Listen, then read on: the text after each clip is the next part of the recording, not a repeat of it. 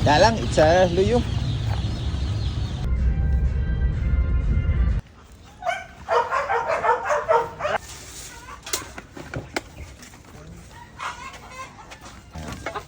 Hinihintay talaga nila yung pagkain nila dumating.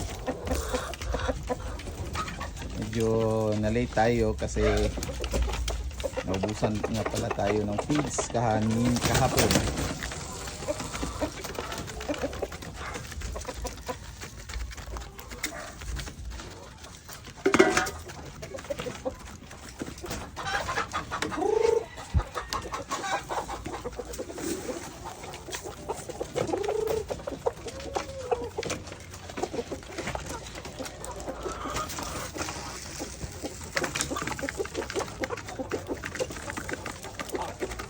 Diya to yun.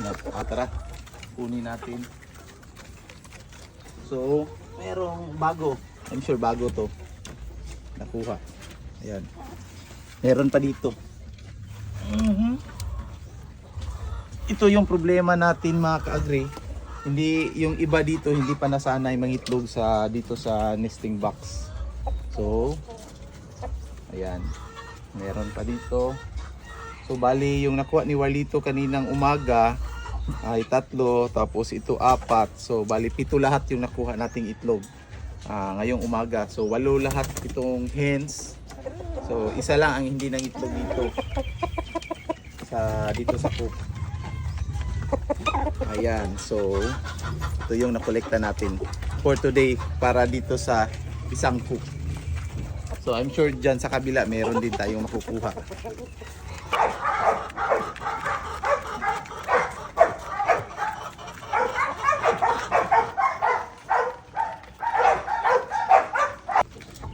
So bali mamayang hapon ay mag-harvest na naman tayo ulit.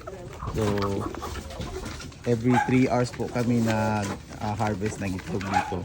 So bali sa 30 chickens, 30 breeders natin dito, yung pinaka-maximum natin na nakuha na itlog sa isang araw ay 28 eggs. So pinaka-minimum ngayon is 22.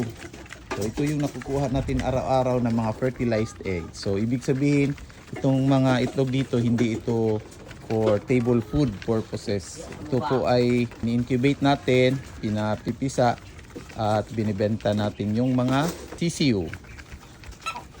Ayan. So may mga availables tayo na mga CCU next week. PM lang po kayo mga ka-agri.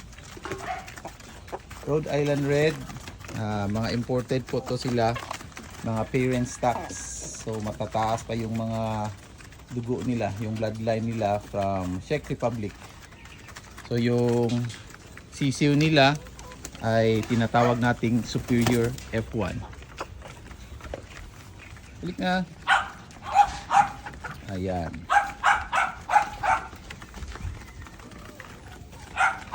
So ayan, bali sa part natin, less stress na tayo kasi once a day lang yung papakain natin sa kanila.